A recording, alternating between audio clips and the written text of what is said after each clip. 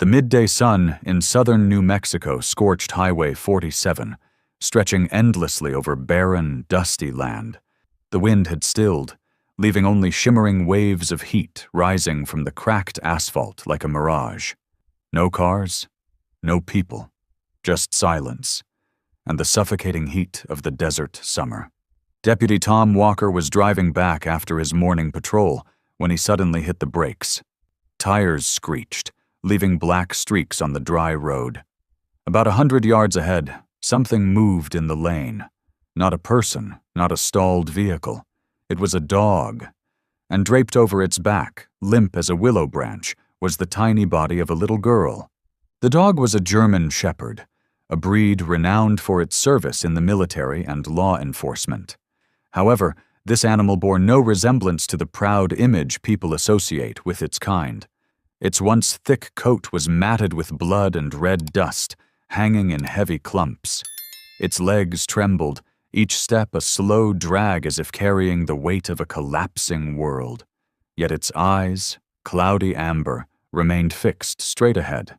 There was something in that gaze that rooted Tom in a place like an invisible tether pulling him still. The girl lay motionless across the dog's back, her head slumped against its shoulder, tangled blonde hair covering half her dirt-smeared face.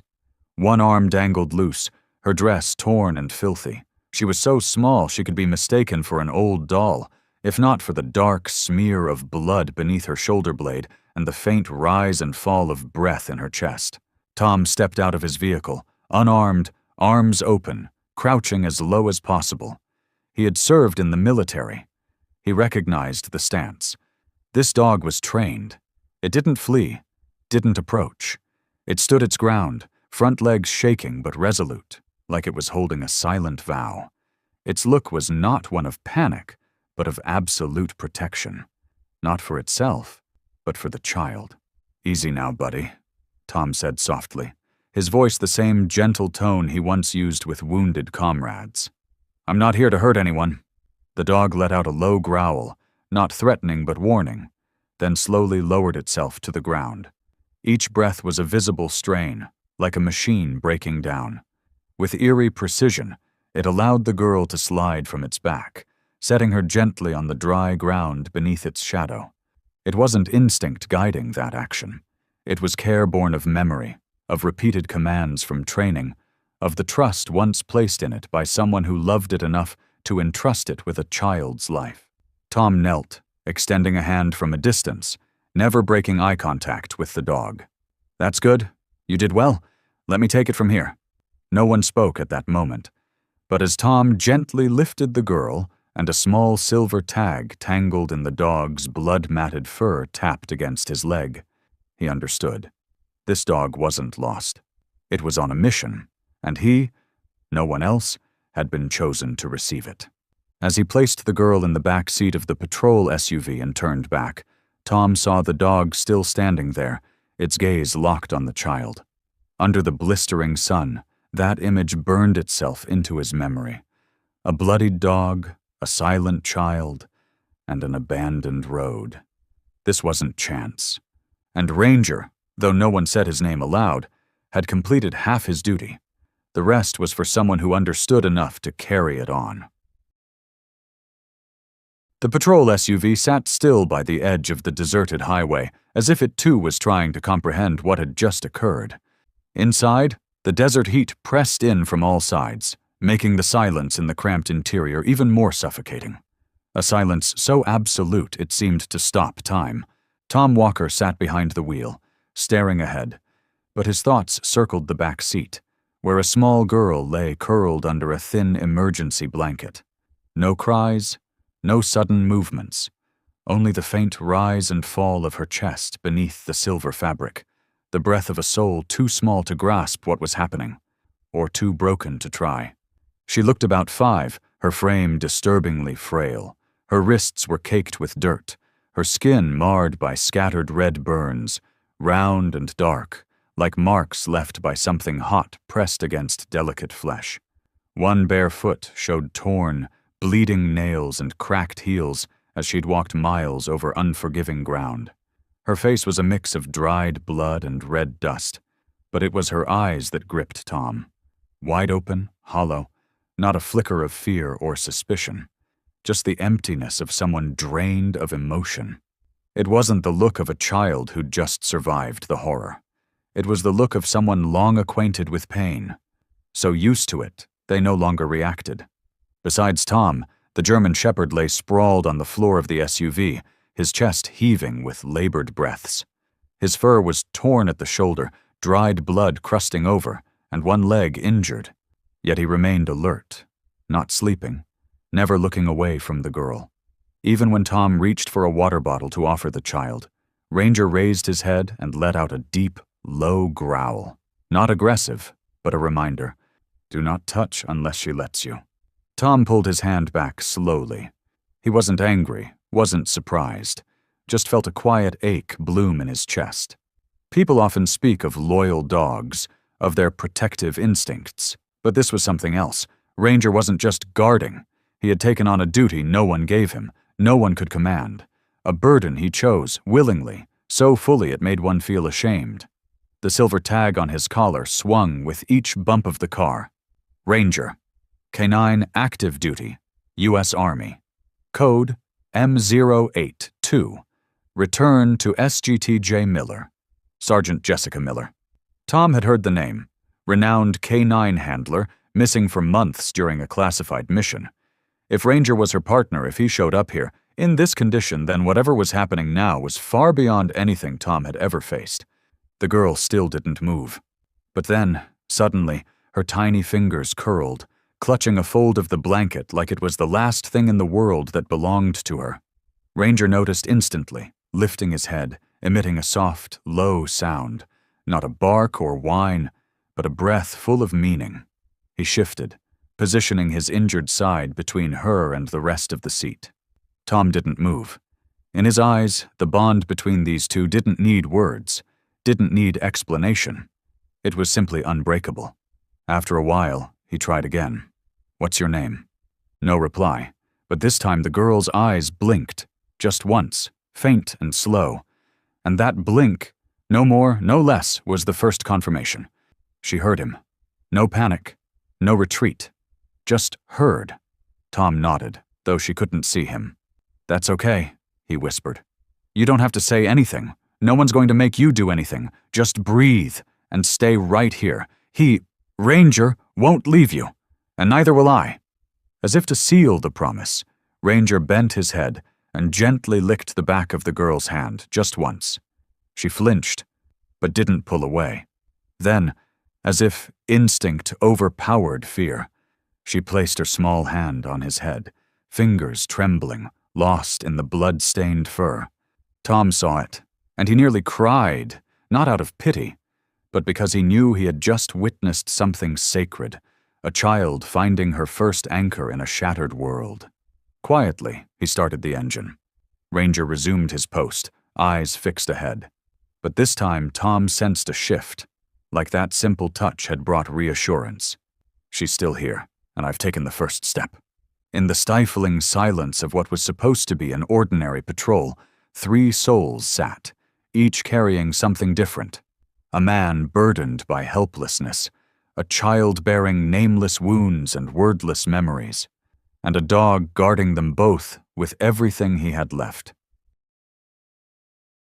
As the afternoon sun slanted through the windshield, painting faint streaks of gold across the dashboard, Tom pulled up beside an old, dilapidated warehouse, once used as a ranger outpost. He needed to assess the girl's condition more carefully, tend to Ranger's injuries, and place an emergency call to the rapid response team. But more than anything, he needed a quiet moment to face the question growing louder in his mind. Who is this dog? After making sure the girl was still stable and letting her rest in the back seat, Tom popped the trunk and rummaged through the backup emergency kit.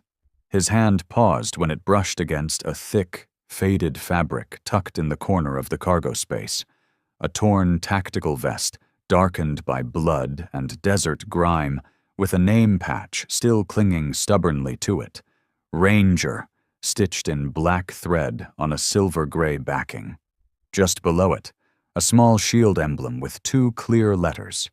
K-9 unit. Tom lifted the vest with both hands and flipped it inside out. Claw marks, rips and tears all down the body. Whatever this gear had been through, it hadn't been a routine chase. It was a war zone. And Ranger, judging by every detail, had once been part of an elite combat unit, trained and deployed like a true soldier. He laid the vest on the hood, then turned back toward Ranger, still lying under the front seat, but now upright, ears pricked, eyes sharp the moment he noticed Tom holding something of his. Tom decided to test it. His voice lowered, firm, precise. Not loud, but with the kind of command only someone who had served could replicate. Sit. Without hesitation, Ranger sat. Back straight, front legs squared, gaze locked on Tom. Not a single beat was missed. Stay. Stillness. Down. Ranger lay flat against the dusty concrete floor, head gently resting between his paws, eyes never leaving Tom's face. Look. His gaze shifted instantly, steady as if awaiting his next directive. Tom stepped closer, a quiet swell of awe and sorrow building in his chest. This wasn't just obedience. It was the way Ranger moved, with precision and readiness, not just following orders, but embodying the discipline and resolve of a professional soldier. No fear, no doubt. Every movement carried the weight of memory, of commands once drilled, of duty burned into muscle and instinct. Tom knelt, eye level with him. Ranger's eyes no longer looked clouded with exhaustion. Now, under the pale sunlight filtering through the broken roof, they were startlingly clear, as if something within had found structure again. Order. Purpose. "You're the real deal," Tom whispered. "And you lost your partner, didn't you?" Of course, Ranger didn't reply. But the way his ears folded back and a long, deep breath left his chest, as if emptying the last fragments of broken trust, Tom could almost see the dog's memory. A dry hillside, the crack of gunfire, a distant voice calling out, a woman in a faded jacket, and after that, silence. Tom gently ran his hand over Ranger's neck, fingers tracing the silver chain of the name tag. Dried blood. Bite marks tangled in his fur. It looked like Ranger had chewed himself free from a tether. No GPS collar, no tracker. He had crossed dozens, maybe hundreds of miles to bring the girl to safety. Deliberately. Precisely. "You didn't just save her," Tom murmured. "You're carrying out your handler's last mission." He stood and turned toward the SUV, just in time to see the girl had sat up. She wasn't leaning on the seat, but against the window, eyes wide, staring at Ranger through the glass. No expression, no blink, but no longer empty. It was the look of someone searching for something still worth trusting. Ranger shifted slightly toward her. No bark, no movement, just a slow bow of the head. Tom felt something tighten in his chest. Between these two souls was a kind of memory no one else could share. Not because it was impossible to understand, but because what they'd lived through had moved beyond language. There was one thing Tom knew for certain. Ranger was no ordinary dog. And if he had made it here, carrying a silent child and a torn combat vest, then the final member of a war no one ever declared had just been placed into Tom's hands. As dusk began to stretch along the horizon, painting the desert edges in cold violet streaks, Tom pulled his phone from his chest pocket. He hesitated for a second, then dialed. The line rang twice. "Walker?" A warm, dry voice answered with a hint of sarcasm. "You're not calling for beers at this hour, are you?" Tom exhaled, half smile, half grim. "I need you, Kate. Not for me, for a child and a dog." Dr. Kate Sullivan, the best veterinarian in the region, and the only person Tom trusted enough to call when nothing made sense, asked nothing more. She simply said, 15 minutes. Send me the coordinates." 12 minutes later, her dusty blue-gray pickup rolled up beside the warehouse, headlights washing the wall in a muted yellow haze like a thin ribbon of hope. Kate stepped out, hair tied in a neat bun under her cap, old but clean khaki gear clinging to her lean frame, eyes sharp and focused just like the last time Tom saw her. 8 years ago, at an animal rescue camp outside the city. She didn't ask many questions, just walked over to the SUV, crouched beside Ranger, and nodded. He's not a house dog. He's military. Tom handed her the shredded tactical vest.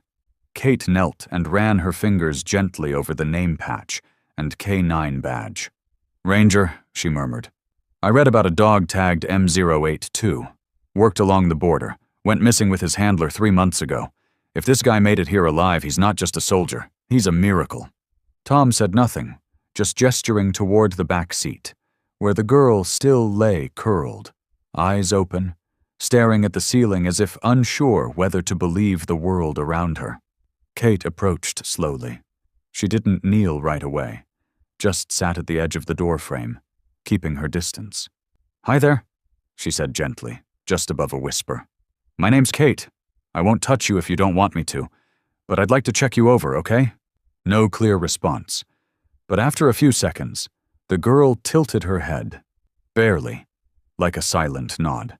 Kate put on gloves, used a pen light to check her pupils, and then placed a stethoscope over her chest. She didn't say a word while she worked, her attention fixed as if listening to each heartbeat like it was speaking to her. After a while, she peeled off the gloves and turned to Tom. "Severe dehydration, long-term malnutrition, no broken bones I can find, likely in deep psychological shock. I'll start a mild IV, but she needs to get to a hospital, fast." Tom nodded. "Anything else?" Kate hesitated, then gently brushed the girl's hair back behind her ear. Just below the hairline, near the right earlobe, a small tattoo emerged. A single eye inside an inverted triangle, its edges faint like it had been scratched in by crude ink. The moment he saw it, Tom felt a chill crawl down his spine. Kate was silent for a beat, then whispered, mostly to herself, "I've seen this mark before. 2 years ago, emergency case outside Flagstaff. A young woman stumbled into my clinic after giving birth alone in the woods. Same tattoo on her neck. When she woke, she said 3 words before vanishing. Light of grace." Tom's brow furrowed. "A cult?" Kate nodded slowly. "Not official, but I've read reports. An extremist spiritual group living off-grid in the southern desert. They believe children born through pain are cleansed for salvation. They have their camp, isolated. No one enters, no one leaves, unless they're broken." The air in the warehouse dropped several degrees. Ranger, as if sensing the shift, let out a soft growl and moved toward the rear door, eyes locked on the tattoo as if he too remembered something unspeakable. Tom's hand clenched into a fist. If that girl came from there, then Ranger did something no one else dared. He went in and brought her out alive. Kate said nothing. She knelt beside him, reaching out to place her hand gently on Ranger's back. "You're a true warrior, aren't you?" Ranger didn't flinch, didn't growl. He just bowed his head, eyes quiet as a desert night. But in those eyes, something cracked open, a memory, a loss, and a promise still burning, never forgotten. The desert wind began to howl outside, feral, rising like a warning from some unnamed place. Fine sand clung to the frame of Tom's old SUV, seeping into every crevice of the side mirrors, dusting the windows. In the stillness of that space, every sound became sharper, every breath, every faint shift. But in that silence, something unexpected happened. Tom had just opened the trunk to grab a blanket when his eyes caught a glimpse of a faded, crumpled, soft cap tossed beside the toolbox. It was his old patrol cap, worn, sweat-stained, and dusty from years of use. He reached for it out of habit, but never made it. Ranger, who had been lying near the car door, jolted upright as if something deep inside him had been struck. He let out a sound. Not a growl of threat, but a broken, dry sound, almost swallowed in his throat. It wasn't a noise from this moment, but from somewhere far away, where memories still reeked of blood, gunpowder, and tears. Then suddenly, Ranger lifted his head and let out a short, low howl. the kind of howl you'd expect from a lone wolf in the wilderness. It wasn't loud, it wasn't shrill, but it echoed through the space like a summons for something long buried. Tom froze. He had never seen a dog react like that to a hat. "You okay, old friend?" he asked softly. The ranger didn't respond. The dog stepped forward slowly, head bowed, and inhaled deeply near the cap, as if trying to recover a scent he thought he'd lost forever. Fabric, sweat, dust, but beneath it, something else. Ranger's body trembled, not in fear, but from memories clawing their way back. And then, the past returned. A dusty training ground, blistering sunlight, a tall woman with brown hair tied back in a tight knot, kneeling beside a young German shepherd. "Ranger, your name is Ranger because you never leave your post. You're a sentinel, not because anyone commands it, but because you choose to be loyal." Jessica Miller, K-9 handler for the military, wasn't someone known for the sentiment. But with Ranger, her voice always softened, as if she were speaking to a brother in arms. Day after day, Ranger learned it all, from basic commands to recognizing real firearms from dummies, from bracing against the shock of gunfire to executing the perfect bite hold on a target. But beyond the drills, Jessica taught him something no manual ever could. One afternoon, she brought a little girl around 4 years old. Golden hair, a faded blue dress, a one-eared teddy bear in hand. "Lily, this is Ranger. Ranger, this is the reason you never give up." The girl smiled, timid, and stepped forward with an outstretched hand. Ranger, accustomed only to leather, metal, and gunpowder, leaned in to sniff her hand, then dropped to the ground and rested his chin on her knee. Jessica continued, "You're not just a soldier, you're a fortress. Lily is my daughter. If I don't come back, you will be her home." Back to the present. Ranger was panting hard now. He didn't howl again, didn't growl. He simply sat there, eyes locked on the cap in Tom's hands, eyes full of unspoken things, a vow unfulfilled. Grief is unnamed. Tom understood. There were no records yet, no proof, but every fiber in his body, father, soldier, protector, told him the truth. The girl in the back seat was Lily, and Ranger, with no one left to give orders, had crossed the desert and pain to bring her to a place where she might still live. And then, from the back seat, the little girl, still silent until now, lifted her head and looked at Ranger. Her gaze was no longer dull. She watched him bow before the cap, then slowly leaned forward and reached out a hand to touch his neck. Ranger turned. Just a single blink, brief and soft, but Tom saw it. Ranger recognized her. No words were needed. No names had to be said aloud. That gaze, stretching from dusty training fields to a cold night on an abandoned highway, was enough to confirm that this was why Ranger was still alive. Tom's throat tightened. He wanted to ask, to confirm, to understand. But some truths are too sacred for words. And one truth stood tall above all else. Ranger had kept his promise, even after his handler was gone. Even when no unit remained to call his name, he kept his word, because he was a soldier. Lily still hadn't spoken, but her eyes glistened for the first time, not from fear, but because, deep in the quiet chambers of her heart, something had melted, something had survived. The next morning, the sun rose slow and pale, casting a hesitant gold across the warehouse. Tom leaned against the doorframe, eyes scanning the highway, where the wind kept sweeping up clouds of dust.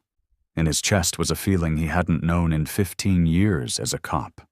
The fragile ache of hope, and a gnawing fear he couldn't name.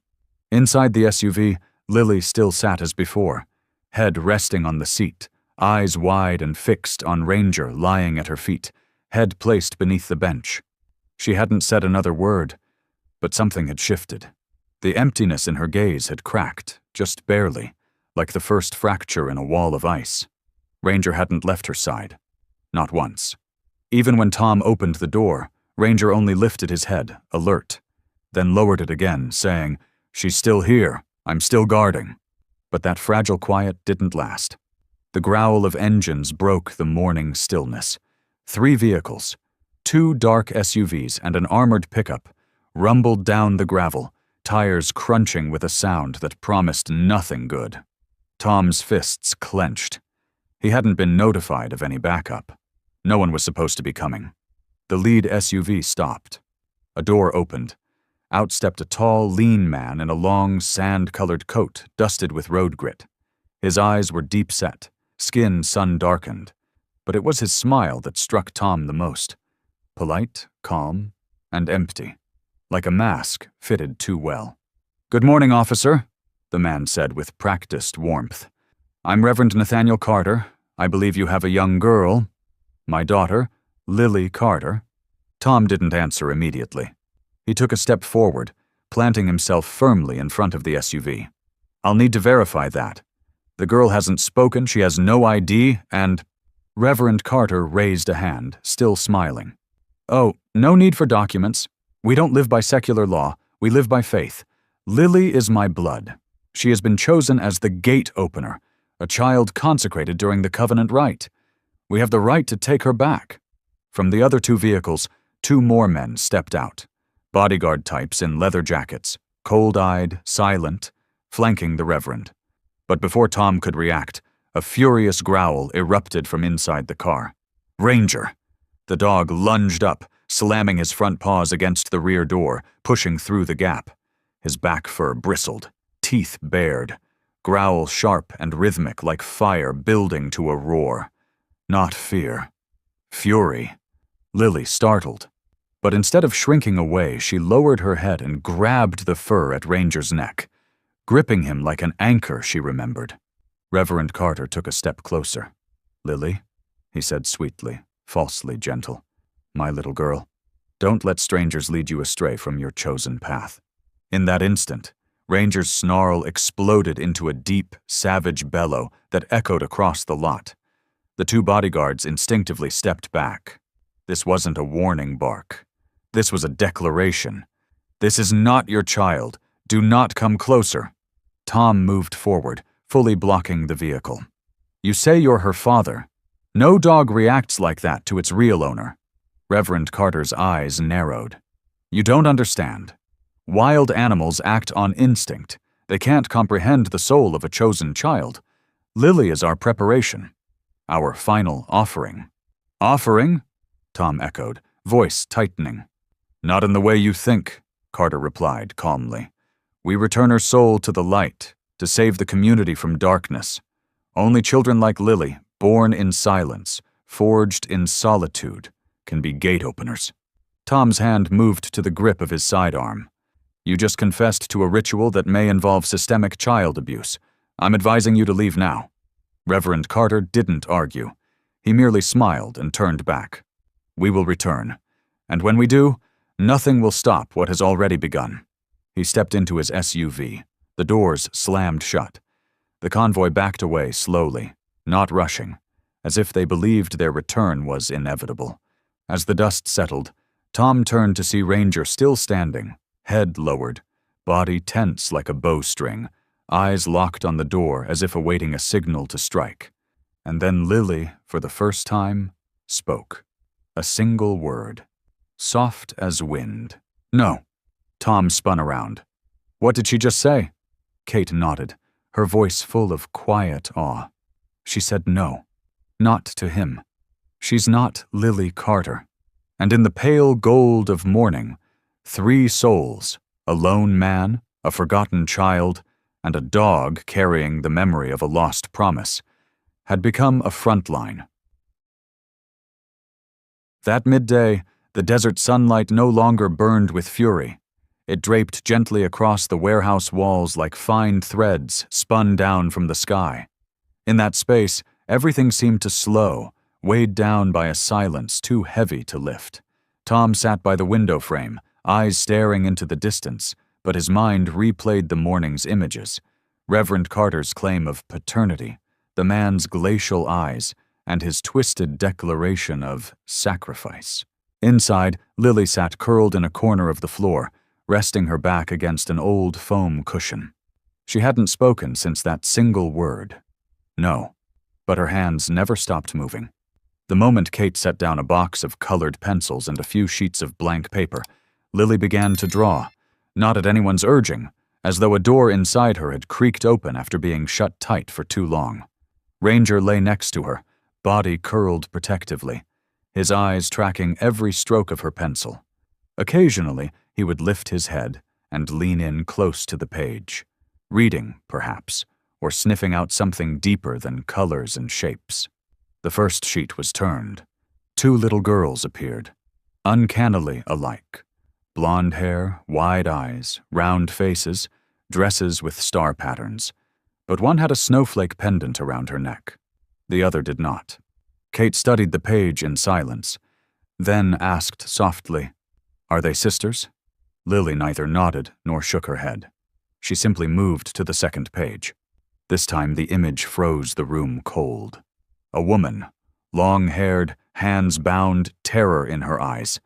Behind her, jagged brick lines and a small iron door, drawn with such sharp detail it could only come from deep memory, not imagination. On the wall behind her, the unmistakable symbol, a triangle with an eye at its center, the same emblem of the cult Carter had spoken of. Tom leaned in, jaw tight. "You saw this?" No reply. Lily had already turned to the third sheet, a chapel, tall, steep-roofed, radiant lines of light drawn from the top of its dome. On the steps stood a towering man in a long black robe, arm raised in blessing. Before him, 2 girls, identical to those in the first drawing. One of them was blindfolded with a black cloth. A low growl rumbled in Ranger's throat. He rose and stepped closer to the table, his eyes locked on the man in the drawing, as if he wanted to lunge through the paper and protect someone. Not instinct. Memory. The reflex of a dog who had seen this. Tom noticed the shift in Ranger. He knelt beside him, gaze locked on the figure. "It's him. Carter. Ranger remembers him." Kate moved closer, her hand gently resting on Lily's shoulder. "Were you taken? With your sister?" This time, Lily nodded silently, and then she turned to the 4th page. There was no image, just one word, written in delicate pencil strokes. Emma. No colors, no shapes, just a name, written beneath the drawing of the twin girls, right beside the snowflake pendant. Kate covered her mouth. "Emma, she's the other one?" Lily nodded again. Then came something no one expected. She placed her hand over her own heart, and then pointed to the picture, then placed her hand over Ranger's chest, and pointed again, this time to the drawing of the imprisoned woman. Tom and Kate were speechless. "You're saying Emma is still alive? She's being held somewhere?" Tom asked, his voice barely hiding the shock. Ranger stepped forward and pressed his head gently to the image of the woman, an act not of curiosity but of recognition, like someone who had lived that moment and felt it through the breath of someone who once meant everything. Seconds later, Lily folded the papers gently and clutched them to her chest, like sacred treasure, and curled up beside Ranger. The dog rested his face on her lap, eyes closed, ears high and alert, listening for things the world no longer dared speak aloud.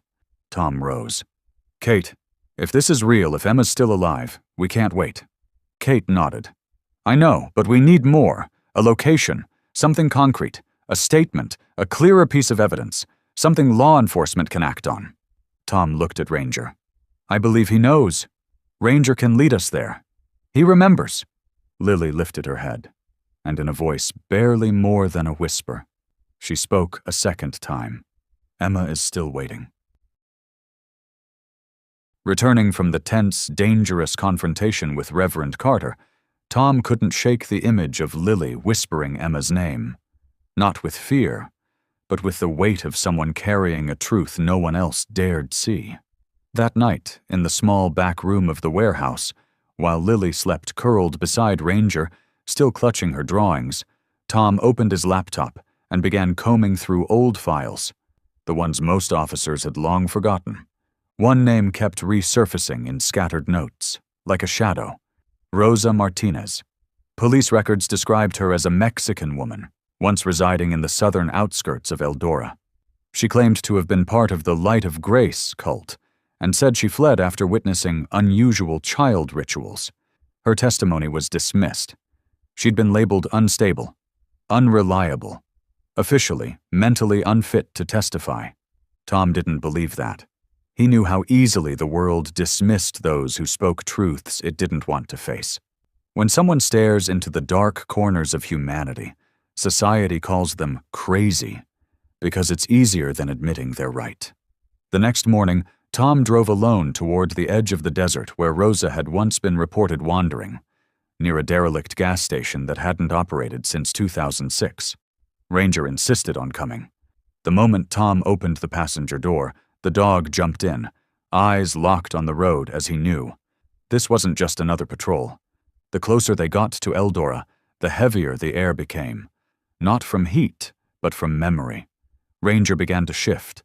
His ears pricked, sometimes growling under his breath, then licking his lips as if trying to suppress something rising inside. He sniffed every gust of wind blowing through the open window, and each time his eyes darkened, deeper, farther, touched by pain. Tom understood. Ranger had been here before. Maybe not this exact place, but this land, this dust, and maybe that terrible night where he couldn't save Emma. They didn't have to search long. Rosa appeared behind a patch of dry cactus, sitting curled under a broken awning. Wrapped in a tattered blanket, she was drawing circles in the sand with a stick, muttering in jumbled old Spanish. Tom approached carefully. "Mrs. Martinez?" No reply.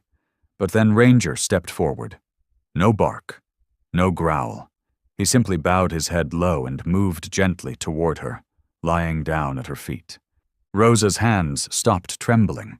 Her eyes, cloudy from age and years on the run, suddenly lit up as if reclaiming a forgotten piece of herself. "This dog, he was there." Tom nodded. "His name is Ranger. He belonged to a military K-9 handler. He disappeared, and now he's guarding a girl, Lily. She may be one of the twin girls you mentioned in your old statements." Rosa turned slowly. Lily? I heard that name in the night.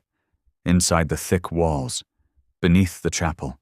Her mother whispered it so softly, like a prayer. I remember now. I remember it clearly. Her hands trembled again as she pulled out a small, weathered notebook from her clothes. The corners were curled, the cover tied with a frayed red string. But when she handed it to Tom, he could feel it. This wasn't just testimony. This was true. He opened it. The first pages were full of strange symbols. The eye in the triangle, spirals connected by jagged lines, scrawled verses like half prayers. But halfway through, the names. In dark ink, written with a shaking hand, but clearly, Lily Miller. Twin. And underneath, marked, one kept, one chosen, both are mirrors. Tom looked up. "What was your role there, Rosa?" She didn't blink. "I cared for the children. I wasn't a ritual keeper. I thought my hands were clean. But when I saw the girls, so alike, it chilled me. I couldn't ignore it. One day I opened the basement door. I saw their mother, sitting, singing, her hair tangled, wrists scarred from bindings. She sang the names, Lily and Emma. I knew then. I had to save at least one." Tom's grip on the notebook tightened. "You carried Lily out?" "I don't know. The necklace fell. I couldn't tell which one I had. I just ran. And I've never forgiven myself since." Ranger edged closer to Rosa. He didn't bark, just breathed slowly, pressing his head to her leg. That warmth drew tears from Rosa's eyes. This dog he remembers. He saw, he lost someone. And he's never stopped looking. Tom bowed his head. "Emma may still be alive. We'll find her." Rosa raised a trembling finger to her lips, whispering, "Don't go alone. They have places no one dares touch. Beneath the chapel there are tunnels. Only they know the doors. And time is running out." That afternoon, the air carried a strange weight. No one spoke of it, but everyone felt it. The late-day sun slipped through the trees like it was trying to hold on to a piece that had just begun to fracture. Tom drove slowly back to Kate's house, his mind still caught in the echo of Rosa Martinez's broken whispers and the trembling handwriting in the worn notebook. Beside him, Ranger sat silently, his head resting on the hand-drawn map Lily had sketched. His eyes never left the smudged pencil lines, like he too was tracing a road long buried and painful. The Jeep turned onto the gravel path leading into Kate's backyard, its tires crackling over the thin layer of sand. Tom had just turned off the engine when he heard it. Another vehicle, heavier, faster. Moments later, blue and red lights spun through the windows, slashing across the house like cold knives. Ranger jumped to his feet, a low growl escaping as he turned toward the gate, already sensing the unfamiliar scent from the moment tires hit the dirt. Tom's hand found the door handle, but he didn't rush. He moved slowly, not out of calm, but because every cell in his body reacted like someone who knew betrayal often came from those closest. The front gate swung open, 3 police cruisers. The man who stepped out first, Rick Dalton, sheriff of the town. A face once called a colleague, once called friend, now cold as a sentence yet to be read. "Tom Walker," Rick called, voice ringing sharp in the thick air. "You are under arrest for kidnapping a minor, possession of falsified evidence, obstruction of justice, and endangerment of a child witness." Tom didn't move. Ranger stepped in front of him, between Tom and the officers, not barking, not baring teeth, just standing. In the slanted light, his shadow stretched long across the gravel like an ancient warrior just awakened. "What the hell are you talking about, Rick?" Tom's voice was hoarse with disbelief. "Lily Carter, Reverend Carter's daughter, was reported missing. A witness placed you as the last adult to see her. You've repeatedly approached a known, unreliable source and are using unverified information for personal ends. I can't ignore this." Tom's fists clenched. "Lily wasn't kidnapped. She escaped. With this dog. From a sick cult you're protecting. I have proof. Rosa's journal." Rick stepped forward and extended a hand. "Hand it over?" "No." Ranger growled again, this time real and deep, rising from his chest like the rumble of a war drum. Rick recoiled a step. 2 deputies behind him unclipped their holsters. From the house, Kate rushed out, Lily clinging tightly behind her, clutching the drawing of Emma, the twin sister left behind in the darkness. "Stop! All of you, stop!" Kate shouted. "Rick, you're making a mistake. That girl is a victim, and we have proof." Rick shook his head. "You're harboring a fugitive." "No," Kate snapped, her voice steely. "I'm saving a child." No one moved. Lily stood behind Kate, her eyes fixed on Tom and Ranger. Then she said, for the 3rd time, just one word. "Run." No one taught her that. She just knew when the truth isn't heard, the only path is escape. Tom turned.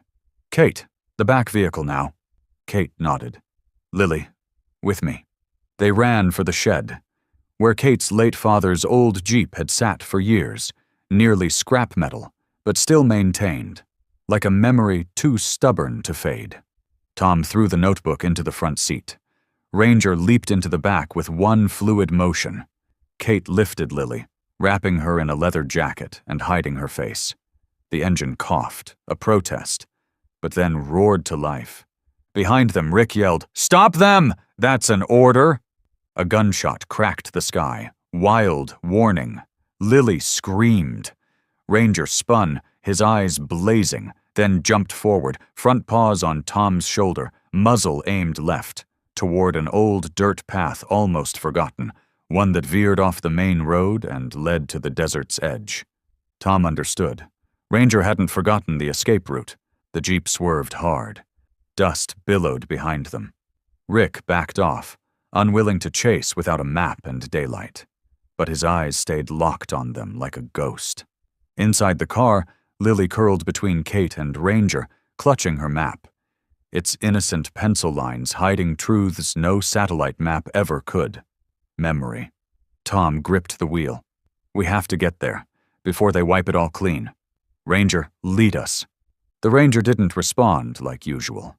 He only glanced at Lily, then laid his head on her lap. "Don't be afraid, I'm still here." The old Jeep screeched as Tom swerved it onto the gravel road leading to Hunter Hill. The moon hung low and pale, dusted like it wore a shroud. It lit the tree line with dim, ghostly stripes. No stars above, no wind. Just silence so thick. Every sound cut sharper. Tires on broken rock, the wheeze of the old engine, Ranger's breath, steady but alert, in the back seat. For the first time since their escape, Tom didn't feel fear. Not because danger had passed, but because in front of them stood the old fire station, a forgotten outpost where he once trained his son, Matt, during his early police cadet days. A place of memories, of life. The Jeep rolled to a stop outside, a low wooden structure with rusted tin roofing warped by weather and time. The walls still stood, strong, like Tom himself. No cameras, no lights, just trees, and the dark curling around them like smoke. "Inside," Tom said softly. Kate nodded, still holding Lily, now asleep on her shoulder, arms wrapped tightly around the map like it held her last tether to her sister. The Ranger jumped out first, landing without sound. No one needed to tell him. He was a guard, and he knew. This place wasn't empty. The station door creaked dryly as Tom pushed it open. Dust and old ash hit his nose, familiar.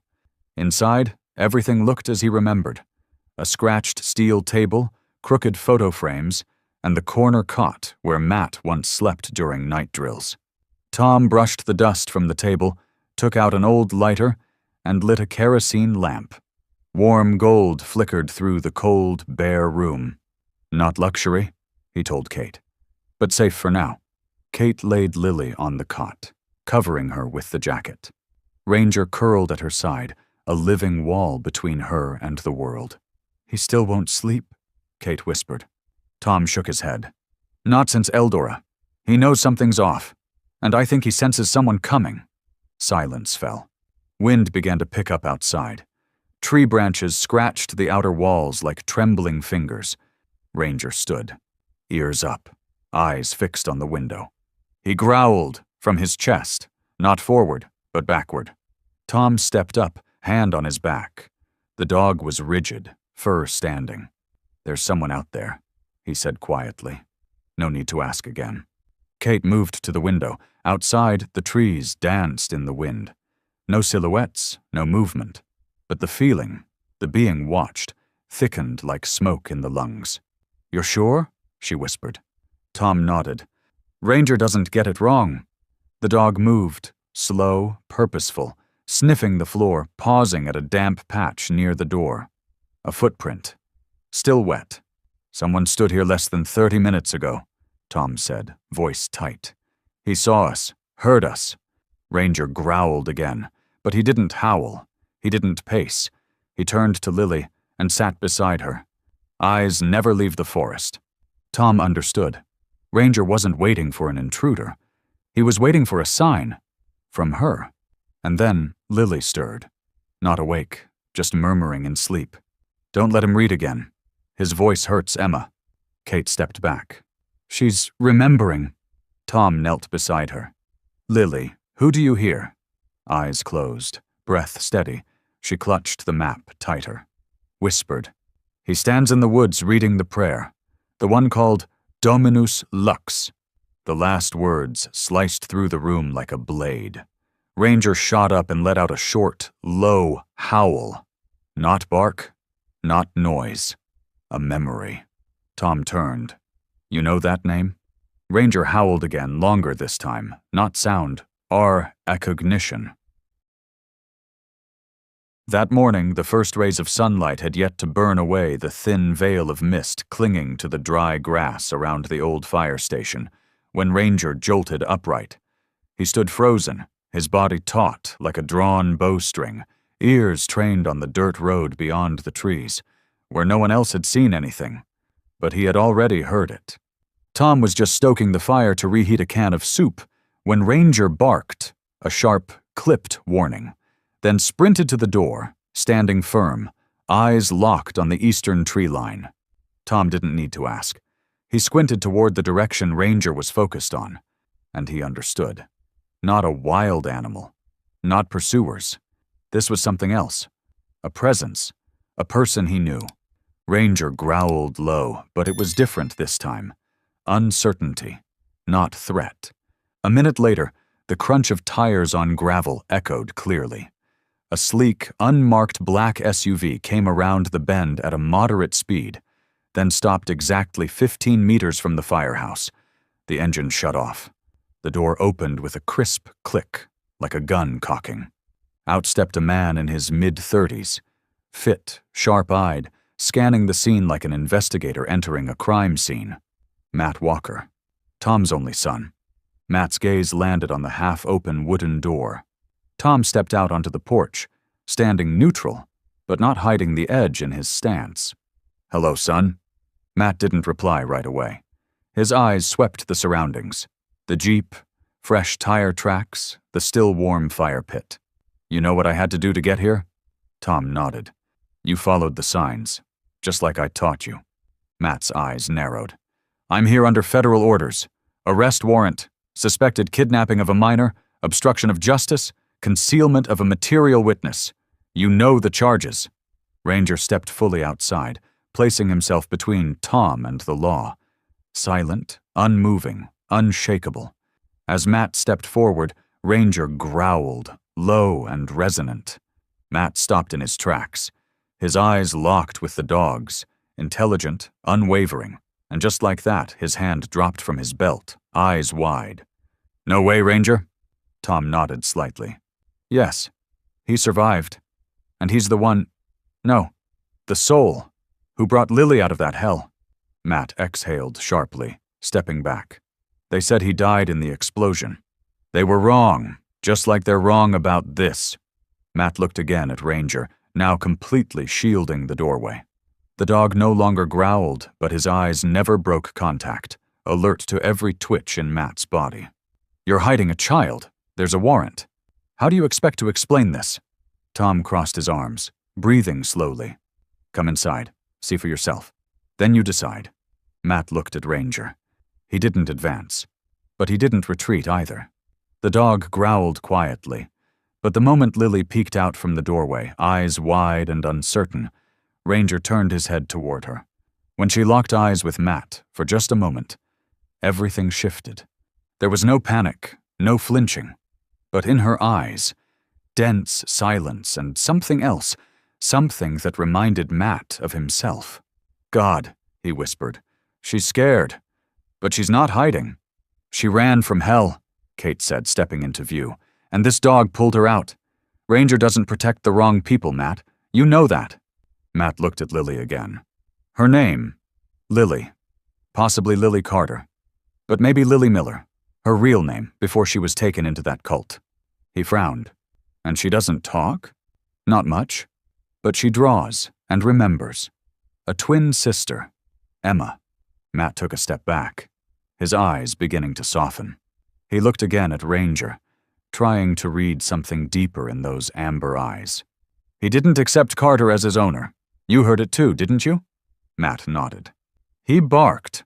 I've never seen Ranger react like that to anyone, not even in SWAT drills." Tom stepped down to level with his son. "Warrants are printed on paper, but justice isn't. If you want to arrest me, fine, but read what Rosa Martinez left. Look at Lily again, and ask Ranger, if you still believe in him." Matt turned to the dog, slowly knelt to eye level. "He won't speak," Matt said, "but he's never been wrong." Ranger stepped forward, licked Matt's hand, once, quickly, then returned to Lily's side. Matt watched him, then slowly nodded. "I'm not here as a cop," he said, pulling out his badge and placing it on the wooden table near the door. "I'm here because I need to know the truth." Tom exhaled.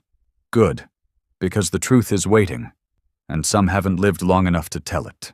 Ranger lay down beside Lily again. No barking, no growling, but his eyes stayed open, staring into the woods where something unnamed was creeping closer. That morning, the old fire station remained nestled quietly among the trees, like a forgotten memory too stubborn to fade. Sunlight filtered through the canopy, casting pale gold over the rusted tin roof, too soft to be called hope, too heavy to be anything but a warning. Tom was reheating water in a dented metal kettle when Ranger stirred again. He moved away from Lily and walked quietly to a dark corner behind the row of wooden cabinets. At first, everyone thought he was just sniffing like usual, but then he began to dig. Claws on wood. Sharp, deliberate. Matt and Kate froze. "Is he onto something?" Matt asked. "No," Tom said softly, eyes narrowing. "He's known it was there all along." The way Ranger clawed, rhythmic, deep, precise, wasn't random.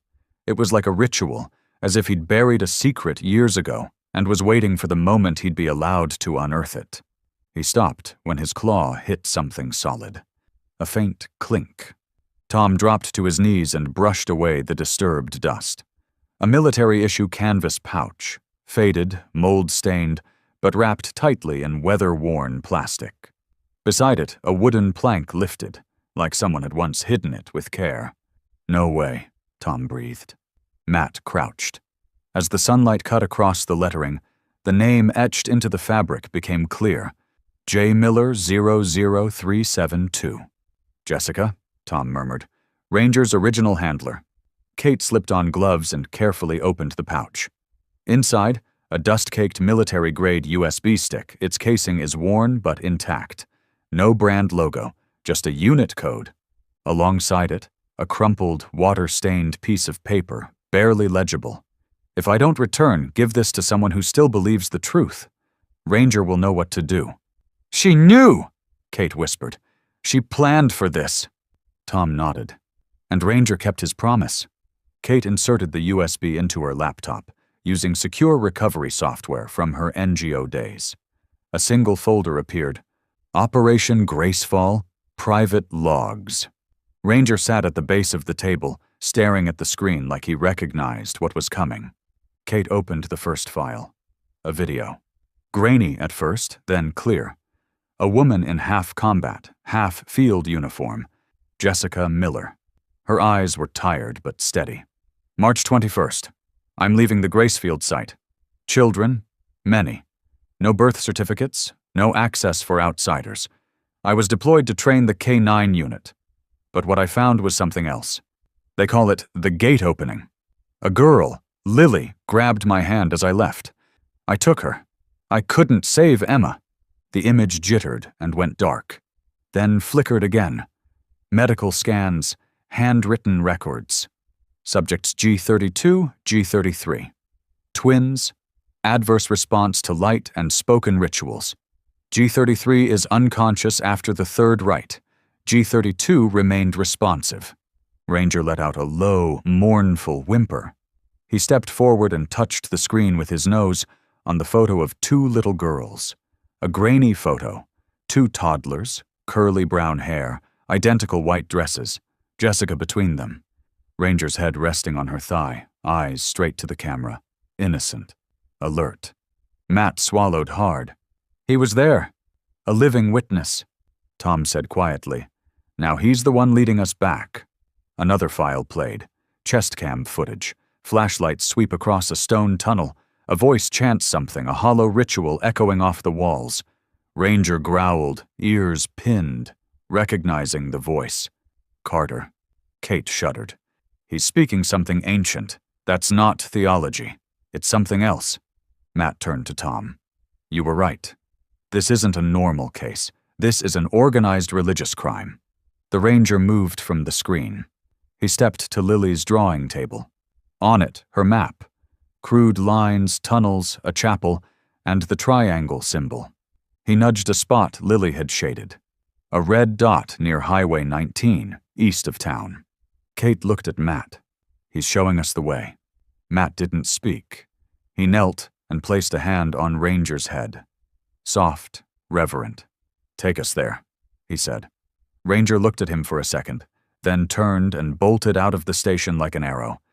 This time with no leash, no command. He was ready, because this was no longer a mission. It was the final promise to someone who never made it back. Inside the old fire station, The air was so still it felt like even the walls were trying to breathe quieter. The sky outside was too dark to make out the horizon.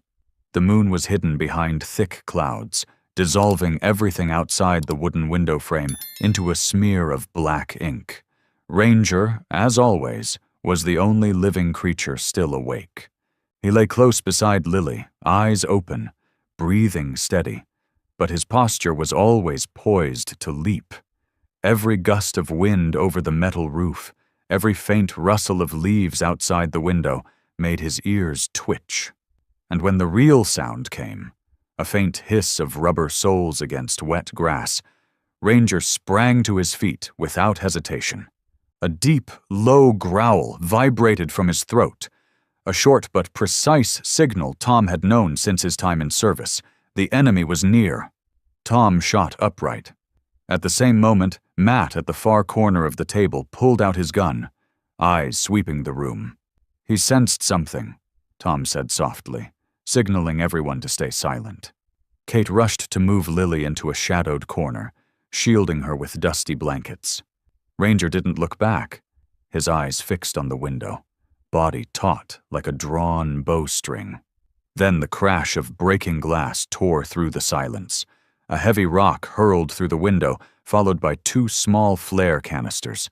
Smoke filled the room instantly, making everyone cough violently. Ranger lunged, grabbing one flare with his mouth and flinging it back out before it could explode. "We're under attack!" Matt shouted. "Not the police! No warning, no sirens!" The front door slammed hard. A large figure outside was smashing the hinges with a sledgehammer. Ranger charged, leaped, and sank his teeth into the attacker's arm, jerking him backward off the porch. The man screamed, blood spraying from his arm before he was dragged away by 2 others. Tom didn't hesitate. He fired a warning shot into the ceiling, the gunshot echoing sharply, freezing the intruders for just a moment. "Back exit," Tom shouted. "Ranger, lead the way." Ranger turned and ran to the old storage room, where Tom had already opened the floor. Beneath a tattered rug lay a wooden hatch, once an emergency escape route for firefighters in the 80s. Tom pushed Lily down first, then Kate, followed by Matt. Ranger was the last to enter, only jumping in after making sure no one had been left behind. Behind them, gunfire erupted. Masked attackers stormed in. But too late. The tunnel led to a small forest behind the station, thick with trees and no clear path. Ranger ran ahead, ears perked, leading like a seasoned scout. Lily was carried in Kate's arms, her eyes locked on Ranger's silhouette in the dark. No crying, no panic, only a deep, quiet emotion. Absolute trust. They had run nearly half a mile when a gunshot rang out at the forest's edge, not toward them but in pursuit. A sniper's shot, clean and sharp, dropped one of the pursuers instantly. "We've got cover!" Matt yelled. From the hilltop, a thin silhouette emerged, rifle in hand. Rosa Martinez. She stood still, unwavering, like a ghost from old memories, unyielding and haunted. As the masked group began retreating, Rosa raised her rifle and fired again, this time bursting the tire of a black van speeding away. Chaos broke out as the attackers fled. But before she could fire a third shot, a bullet struck Rosa's right shoulder. She collapsed, her rifle tumbling from her hands. Ranger dashed forward, a blur of motion. He bounded up the rocky slope, throwing his body over Rosa's to shield her, then used his teeth to drag her into the brush. Matt and Tom reached her moments later. Rosa was pale, gasping, her shirt soaked in blood. Tom knelt. "Rosa, can you hear me?" She gave a faint smile. "Don't let Emma become me." Her voice broke like smoke, then faded away. Ranger whimpered softly, lying next to Rosa, licking her cheek. So gently, so delicately, it was like a silent farewell. "We have to take her," Kate said, voice trembling. "No," Matt cut in. "They'll be back. We need to move. Ranger, can you still lead us?" Ranger slowly rose, eyes fixed on the trees ahead, not with hesitation, but with cold certainty. He looked back at Lily. She nodded slightly, her eyes still on him, as if the bond between them had only grown stronger. Ranger stepped forward. No bark, no command, just the silent movement of a soul that refused to be broken, leading them closer to the truth and to where Emma was waiting. At dawn, the sunlight stretched like a thread across the gray treetops. In the still shadow of a natural cliffside, everything seemed suspended between two states: calm and the warning of an inevitable storm. Tom leaned against a decaying tree trunk, gun resting on his lap, eyes half closed but senses alert. Matt had returned from a patrol of the area. No sign of pursuit, but they both knew the silence wouldn't last. Kate carefully dressed Rosa's wound. The old woman had not regained consciousness, but her breathing was more even. A thin blanket was wrapped around her, and Ranger lay beside her, keeping her warm with his body heat. He did not sleep. His eyes followed every movement as if bearing the weight of the world on shoulders, forged in fire and violence. Lily sat apart, where the first rays of light touched a patch of soft sand. She didn't speak. Since waking, she had sat in silence, knees hugged to her chest, eyes staring into the forest shadows. Her expression was unreadable. Not quite fear, not entirely sorrow. It was like the worry of someone who already knew what was coming, but didn't have the words to say it. Kate approached gently and sat beside her, not asking questions, just softly touching the girl's tangled hair. Lily didn't react, but didn't pull away either. From a distance, Ranger saw them, lifted his head, then got up and walked over. He sat beside Lily, his nose nudging her hand, a silent encouragement. And then, the unexpected happened. Lily slowly stood, walked to the sandy patch where the stream had dried up, and knelt. With tiny fingers, she began to write in the dirt. Each stroke trembled but was clear. Tom and Matt moved closer, eyes locked on the forming words. Emma, Day 3. Help. No one spoke for a long time. It was as if the air itself froze around those 3 words. Ranger stood nearby, staring at the message, then let out a soft whine, a choked sound from deep within his chest, so low and sorrowful it sent chills down Kate's spine. He lowered his ears, took one step closer to Lily, and bowed his head, as if in apology, or a kind of communion beyond words. She just told us, Matt whispered, eyes still on the sand. Emma's still alive? And the 3rd ritual is near? Tom frowned. According to Jessica's video, the 3rd ritual is the sacrifice. Kate turned sharply, eyes wide. If they're preparing for that, Emma only has hours left. Lily didn't look at them. Her hand rested on the name Emma, as if trying to keep it from vanishing. Then, for the first time, from lips parched and silent for too long, a small voice emerged. Emma! Ranger snapped his head up instantly, ears perked. He moved closer to Lily, licking the back of her hand, then sat beside her, unmoving, as if his whole being had joined her in that sacred moment. Lily whispered again, louder this time. Help. She turned to Kate, then Tom, her eyes no longer distant or vacant, but pleading. She began to draw a map in the sand, tunnels, a chapel, a triangle with an eye at the center. Below that, she wrote, Gracefield, East Hollow, under church. Tom nodded. We know that place. Matt opened the GPS and pulled up the map from Jessica's USB. Old military testing site, later sold to the Light of Grace cult. The area was supposedly shut down for geological reasons, but in truth, they turned it into underground bunkers. Kate asked quietly, How much time do we have? Tom checked his watch. Less than 8 hours. Ranger barked once, sharp and clear. Everyone understood. They had to go now. Kate packed the medical kit. Matt lifted Rosa onto a collapsible stretcher, heading toward the emergency pickup point after calling in Marshall County's rescue team. Lily looked at Ranger. She placed her hand on his neck, her tiny fingers gripping his thick fur, trembling, and whispered, Find Emma. Ranger looked back at her. No growl, no bark. He simply lowered his forehead to hers. a ritual only two souls who truly understood each other could share. And so they set off again. Ranger ran ahead, guiding them through the woods. The wind picked up. Branches hissed warnings overhead, but none of them turned back. Because now, they weren't just chasing the truth. They were racing to save a life. And somewhere ahead, Emma was still waiting. Each step Ranger took on the thick bed of dry leaves seemed to stir fragments of memory long buried beneath the dust of time. Leading the group, he didn't move fast, nor slow, but steady, like a ticking second hand counting down to an irreversible moment. The smell of old soil, damp wind, and something achingly familiar, both cold and tender, seeped through his fur, pulling him back to the fateful day. In Ranger's mind, the light changed. The breeze softened. The wild grass bent gently under his paws. He was somewhere else now.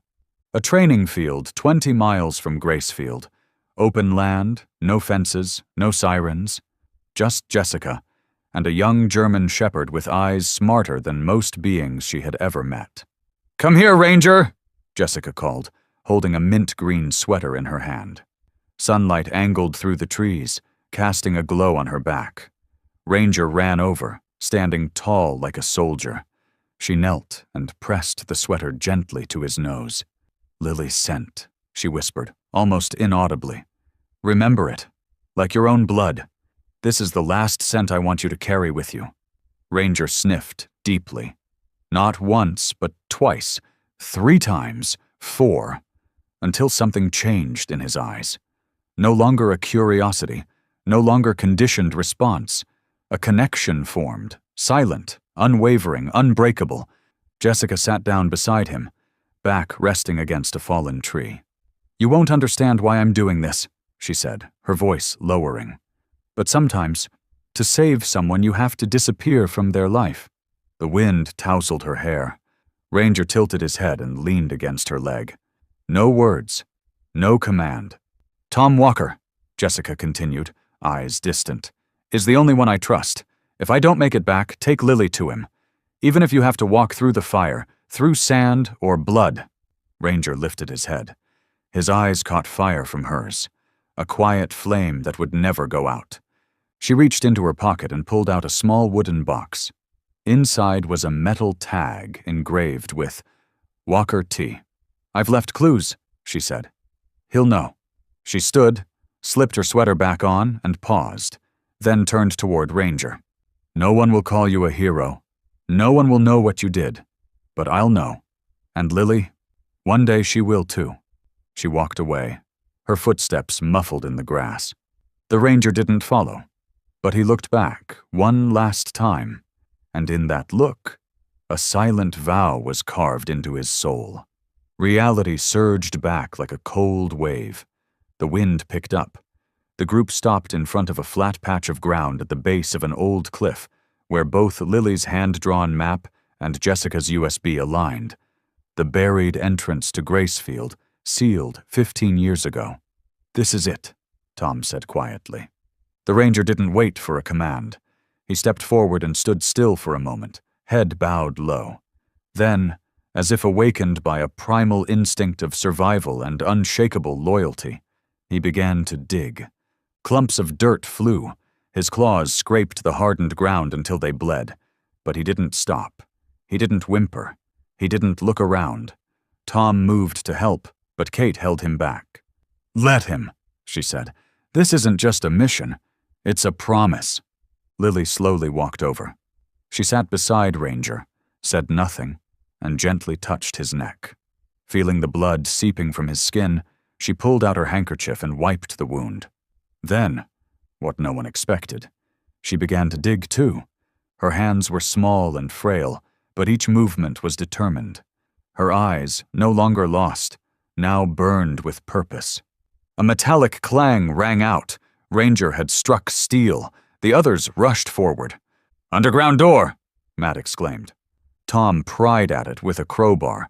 It wouldn't open yet, but the hinges and seams were visible now. They cleared more dirt until the full surface appeared. Kate gasped. "It leads to Gracefield's bunker." Tom looked at Ranger, panting, his front legs bloodied, back caked with mud. But his eyes were still sharp. And when he looked at Lily, he gave a weak but resolute bark. "We can get in," Matt said. Tom nodded. "There's still time, but not much." Ranger approached Lily and sat before her. He lowered his head, as if waiting for orders. Lily's voice trembled, but it was clear. "Find Emma now." The group emerged from Gracefield's underground chamber in tense silence. The outside air wasn't much lighter, but at least it was real. Real in the grit on their collars, in the dry wind scraping their ears. They were heading toward an abandoned highway, once a military supply route, now sealed for over a decade. Matt scouted ahead. Kate helped Rosa, weakened from blood loss.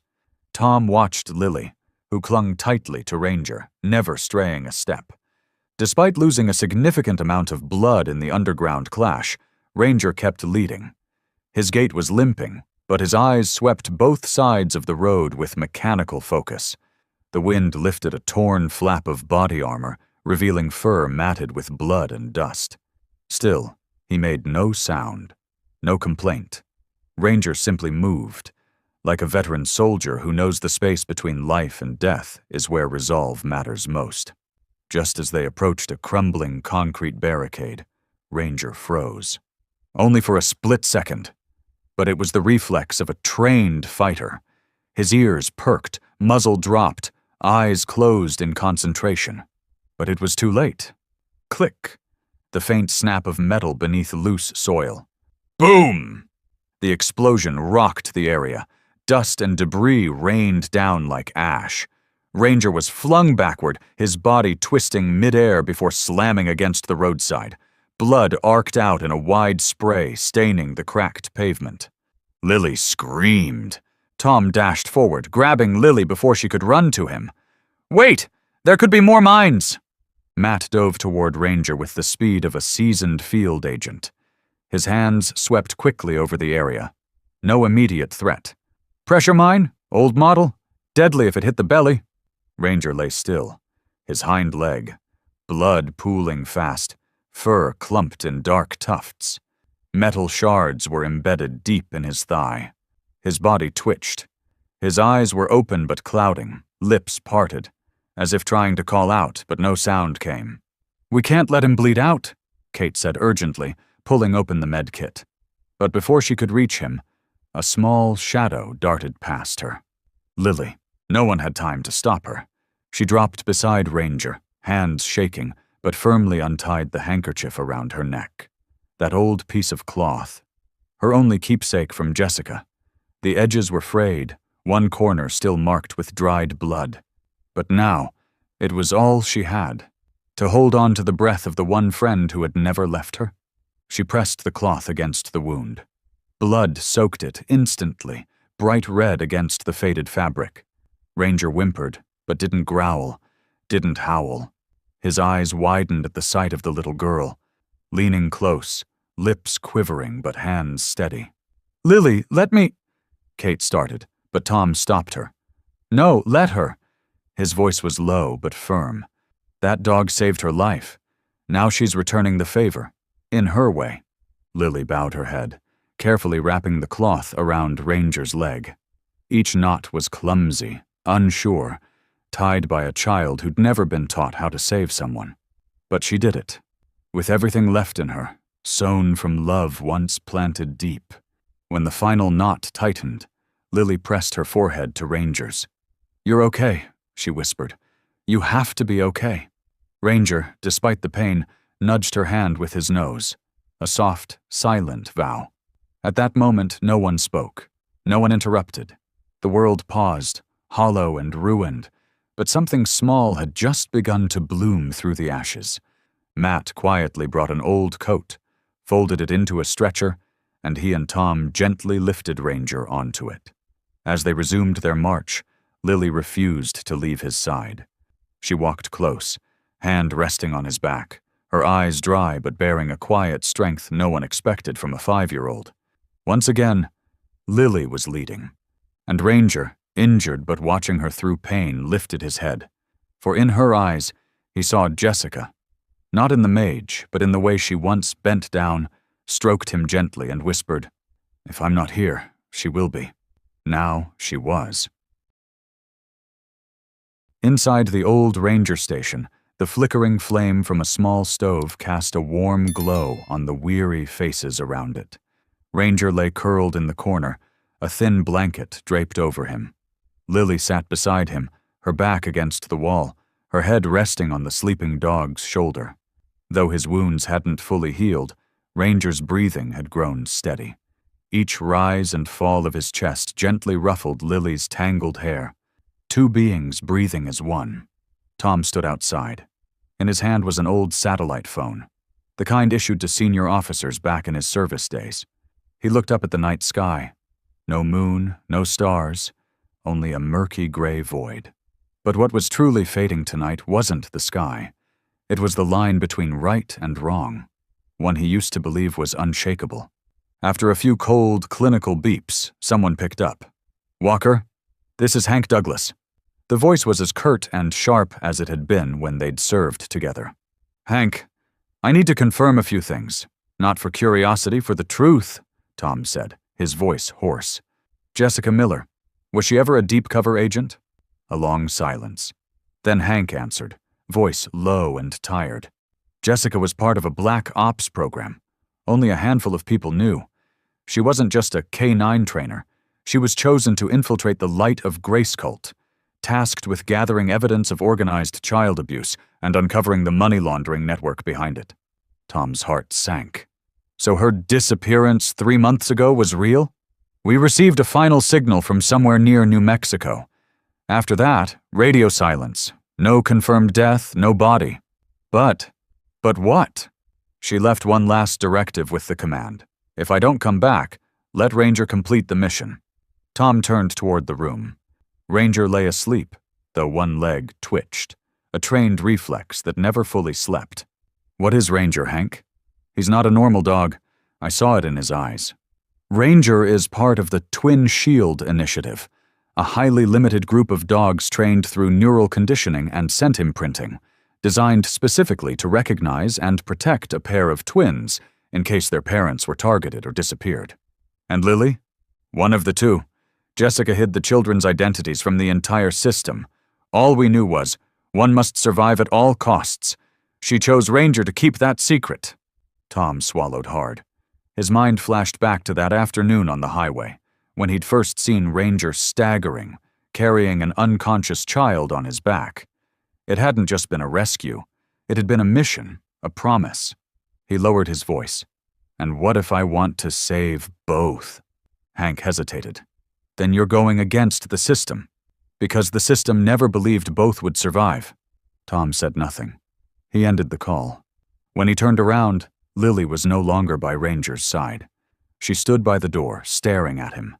No smile, no tears, but in her eyes was something that made Tom freeze. Not fear, but shame, as if she had heard everything, understood it all, and was silently asking, "So only one of us was ever meant to live?"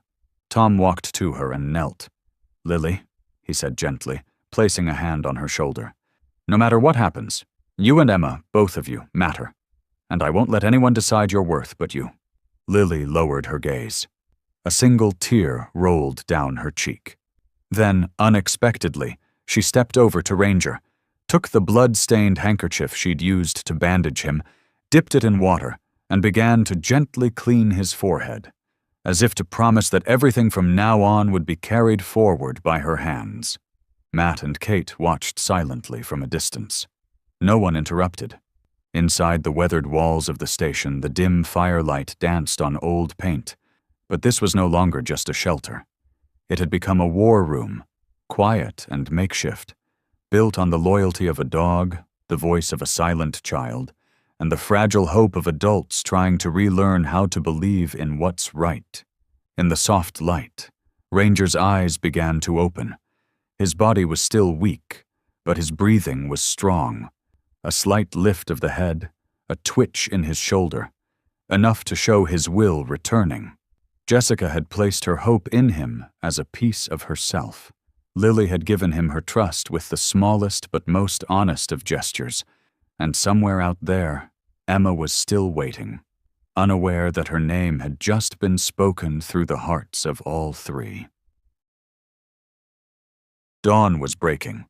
The first light of morning filtered through the dense canopy surrounding the ranger station, casting warm golden beams across the rotting wooden floor. Inside, no one spoke. Everyone had been awake all night. Ranger lay breathing calmly beside Lily, his eyes half open, tracking every movement in the room.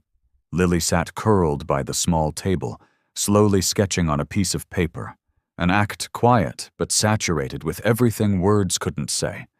Kate was the first to hear it, the sound of rotors in the distance. She stepped outside, eyes fixed southward, where black dots began to swell against the pale morning sky. Within minutes, 2 unmarked black helicopters touched down in the open field near the station. Dust blew wildly, scattering dry branches and scraps of paper across the yard. Tom stood still, gripping his rifle strap tightly. His eyes didn't blink. They're here. Out of the choppers stepped a team in tactical uniforms, no insignia except for a single badge on their chests. FBI, Task Force Gracefall. At the front walked a woman in her 40s, sharp-featured, hair tied tight at the nape, and eyes that betrayed no surprise at the desolate scene.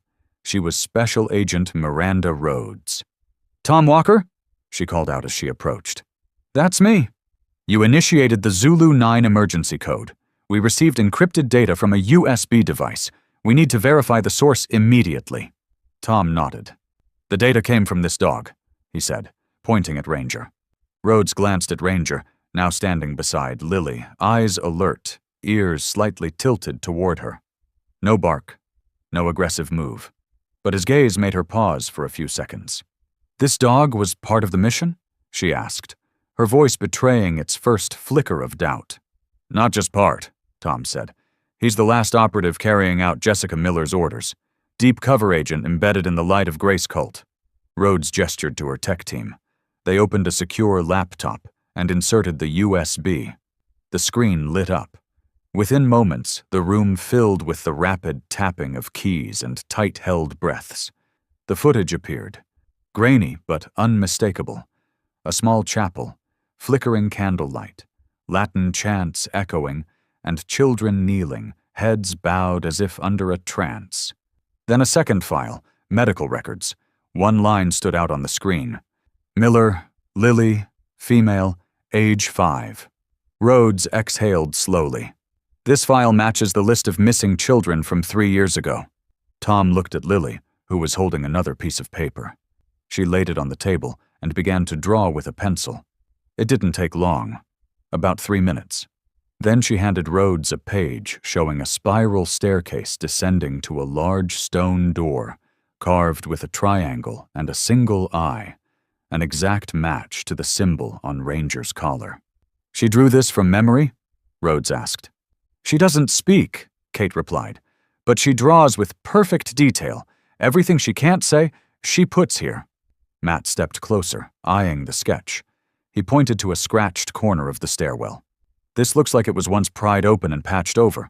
Could be a side entrance or a hidden device." Ranger stepped forward. He sniffed near the drawing, then lifted his gaze to Rhodes. A silent confirmation. Rhodes stood straighter, her cold gaze softening slightly when she looked at Ranger. "We'll launch a full tactical sweep of the chapel within 48 hours. But I need to know, how many people are inside?" Tom shook his head. "No one knows for sure. All we have is Rosa, the woman who escaped. She's unconscious, but her last words were, 'Don't let Emma become me.'" The name Emma made Lily flinch. She turned to Ranger, then wrote with her finger in the dust on the table. "Emma, still alive." Rhodes looked around, then gave a sharp nod. "That's enough. The Ranger will come with us. And Lily, if you're willing, you can help us recreate the layout, but only if you feel safe." Lily looked at Ranger, as if waiting for his approval. Ranger slowly bowed his head and gently nudged her hand with his nose. Only then did Lily nod. Rhodes stepped back and whispered to her aide, "I never believed a dog could lead a federal mission, but today maybe we're following the most loyal soul ever to walk out of hell. Just before dawn, Operation Gracefall officially began. A convoy of armored vehicles and tactical jeeps bearing the FBI insignia advanced to the outskirts of the Light of Grace Chapel, a cluster of structures buried in the mountain, disguised as an abandoned monastery. Overhead, 2 surveillance drones circled, scanning every movement. On the ground, Ranger, wearing a lightweight tactical vest with a tracking device, stood at the front, eyes fixed on the moss-covered iron gate.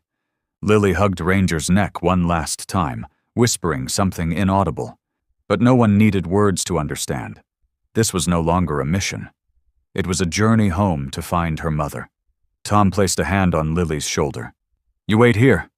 Ranger will find your mom, just like he always has." Ranger looked back at Lily once more. No bark, no wag, just a subtle nod, a vow in silence. Then he stepped forward and crossed through the gate with the strike team. Inside the chapel, time felt frozen. Dust coated every stone statue. Wooden pews cracked from years of damp rot. But Ranger paid no attention to decay. He sniffed every inch of the floor, gliding silently between the rows. He paused at times, turned sharply, until he stopped completely at the altar, where an old rug was nailed to the floor. "Here," Tom whispered. "He's on to something." 2 agents rushed forward and peeled back the rug. Beneath the grime was a double-locked iron hatch. Rhodes gave the signal. Within minutes, it was forced open. Below, a winding stone staircase plunged into the earth. The air grew colder and damper. Flashlight beams swept over mildew-stained walls, casting shifting human-like shadows. Ranger led the way without hesitation. Every pause, he turned to ensure the others kept up before moving forward again. The deeper they went, the stronger the stench. Sour, acrid, burnt. Then Ranger suddenly stopped. He gave a low whine and darted down a narrow passage to the left, where the stone wall cracked, revealing a tight space just wide enough for one person to crawl through. "My phone just lost signal," Matt whispered. "Means this part was never on any official blueprint," Rhodes replied, signaling her team to fan out in a V formation. Ranger slipped through first. Tom followed close behind. At the end of the corridor, there was no door, just a heavy black curtain covered in dust. They stepped into a small chamber, and were nearly winded by the sight. An old iron bed stood in the center. On it lay the emaciated body of a woman. Hair matted, skin pale, wrists bound tightly to the metal frame with thick rope. Her eyes were shut, her lips cracked, her clothing torn but still wrapped around her like the last shield between her and death. Ranger slowed. He sniffed the air and walked closer, then stopped. "Jessica?" Tom called, his voice breaking. The woman stirred, a faint breath, barely audible. Then slowly her eyes fluttered open, clouded, unfocused. But when she saw Ranger, a faint glimmer sparked within them, like the last light before nightfall. "Ranger?" she whispered, lips dry and trembling. "You kept your promise." Ranger placed both front paws on the edge of the bed and bowed his head toward her bruised wrist. He didn't bark, didn't howl, just let out a low, aching whine, as if carrying years of silence and waiting. Tom rushed forward with Matt, cutting the ropes. Kate held water to Jessica's lips. Rhodes called in medical support, standing by at the surface. "She's alive, but she needs immediate evac." Jessica reached for Tom's hand. She opened her eyes again, looking at Ranger, and shook her head faintly. "It's not over." "What do you mean?" Tom leaned closer. "Carter took Emma last night." Her voice cracked. "He had a helicopter, an old gray one, on the western ridge." The room froze. Rhodes immediately grabbed her radio. "Deploy drones westward. Look for any signs of takeoff or possible landing sites." Tom turned to Ranger. "You heard her. We're not done yet." Ranger lifted his head. His eyes sharpened. That same fire, once buried, now reignited. But this time it wasn't about finding. It was about reclaiming. Jessica forced a final breath. Eyes locked on Ranger. "She has my eyes." Ranger will know her. Then she passed out. For a long moment, the underground chamber held its breath. Only Ranger's steady, heavy breathing echoed, declaring without words, "This mission isn't over." The moment Jessica uttered Reverend Carter's name, the air inside the chamber thickened. Matt and Tom locked eyes. Both knew. The rescue wasn't over, and this time it wasn't about justice. It was about keeping a promise no one else could make. Ranger left Jessica's side and walked toward the exit. His pace was quick but deliberate, like he was following a scent only he could sense. The trail of Emma. Outside, the sky had begun to darken. A second helicopter had been readied, waiting to transport the team to the western ridge, where a final signal from Jessica's USB had just pinged. A coordinate nestled between rocky peaks, where an old military training site had been abandoned for over a decade. Matt climbed in first, checking his weapons. Tom followed, gripping tightly the handkerchief Lily had given him, still faint with the scent of the other child, Emma. Ranger sat at Tom's feet, ears upright, eyes fixed on the open helicopter door. He needed no command. Deep inside, he knew that child was still out there, and he would not be late. The chopper landed atop a barren ridge less than 2 kilometers from the GPS signal. From here, the team had to proceed on foot. The sunset cast a fiery orange glow across the rocky slope, their shadows stretching long and uncertain across the earth. "We're short on time," Matt said, checking his compass. "If the ritual is set for the 7th hour, we've got less than 90 minutes. Tom held out the handkerchief to Ranger. "You remember her scent?" Ranger sniffed it closely. No growl, no wag, just a turn of the head, a deep breath, and then he bolted northwest, exactly where the coordinates pointed. They moved in a 3-man formation, Tom and Ranger at the front, Matt covering the rear. No one spoke. Only the crunch of boots, the rustle of leaves, and Ranger's sharp, consistent breathing. After nearly 30 minutes of hiking through rough woods, a fallen wooden fence came into view. Beyond it, the Echo Delta training ground, once used for special ops prep during the Middle Eastern conflicts, now decaying, half forgotten. Ramshackle prefab huts circled a wide dirt clearing with a raised wooden platform at its center. Ranger stopped. He sniffed the air, growled low. "Something is burning," Tom said, drawing his weapon. "Smoke. They're burning something." Matt scanned with infrared binoculars. "At least 3 guards on the western perimeter. 1 main tent in the center. Heat signatures off the charts. Fire," Tom guessed. "Could be part of the ritual." Ranger gave a sharp whine.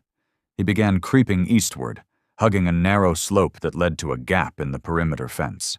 "You plan to go in that way?" Matt asked aloud. "All right, we're with you."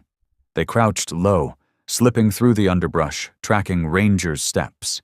Every footfall of his was silent, deliberate, like he had once walked this path in another life. Each time he paused, so did the team. They never questioned it. Ranger didn't make mistakes. They reached the main tent just as the sun dipped below the mountain. Inside, faint chants echoed, monotonous voices, rhythmic drumming, the scent of burning herbs. Tom inhaled and froze. "This is the same compound used in Paraguay in 2011. The ritual nearly suffocated a child back then." Matt tensed, grip tightening on his rifle. Ranger stopped just shy of the tent's edge. He didn't charge. Instead, he looked directly at Tom, waiting but ready. Then he stepped back 3 paces and lowered himself to the ground, solid and steady, like a silent pledge. Tom nodded. No words were needed. They struck like a silent storm. Matt kicked the tent flap open. Smoke swirled. Firelight flickered. 3 men in priestly robes turned around. One of them, Carter, clutching a little girl with bound hands and tape across her mouth. Her eyes were wide with terror. Ranger didn't wait. He launched forward like a missile, slammed Carter to the ground, and clamped down on his right arm before he could reach the knife at his waist. Matt fired a warning shot into the ceiling. 1 guard tried to flee. Tom dropped him with a swift elbow to the throat. In the chaos, Ranger held Carter down. His growl was low, resonant, unrelenting. Firelight danced in his eyes, not those of a trained dog, but of a warrior who had kept his final vow. Tom rushed to untie the girl. When the gag was pulled away, she gasped, not crying, not screaming, just looking around, then locking eyes with Ranger. "I know him," she whispered, voice trembling. "Emma?" Tom asked softly. She nodded. "Buddy told me if he came, I'd be safe." "Buddy?" Matt repeated, confused. "It was Ranger's old name," Tom whispered. "The name Jessica used." Only then did Ranger release Carter, stepping back, eyes shifting between Emma and Tom, and with a single slight nod said everything. "One part is complete, but the fight isn't over." The chaos inside the ceremonial tent seemed over, until Carter, with the instincts of a man who had manipulated hundreds from the shadows, proved he wasn't ready to surrender. The moment he hit the ground, he snatched a pistol from the belt of an unconscious follower. In the fraction of a second before anyone could react, Carter sprang up, yanking Emma into a chokehold and backing toward the rear of the compound, toward the old helicopter pad, gravel-strewn and cracked, where an aging chopper was already idling for takeoff. "Stop right there!" Matt shouted. Carter smirked. "One more step and she dies." Emma's arms were pinned tight, a strip of cloth still pressed across her mouth. Her eyes were wide, not crying, not pleading, just staring straight through Carter toward somewhere else. Ranger took a step forward, growling low, but Tom raised a hand. "Wait!" The wind howled across the open pad. The chopper's light swept harsh beams over the scene. Carter stood exposed in the center, Emma held tight in front, the gun pressed to her temple.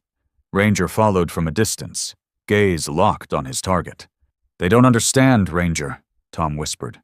"But you do. You always have." Ranger didn't look back. He let out a sharp breath, like a bowstring tightening. Carter scanned the scene. "Drop your weapons. Bring me the data drive. Bring me the other girl. I leave. And no one dies." "That's not happening," Matt growled. "Then the girl dies first," Carter sneered. Before his finger could reach the trigger, Ranger launched forward like lightning. There was no warning shot, no shout, just a streak of motion cutting through the air. Then two bodies slammed to the ground. The pistol flew from Carter's hand.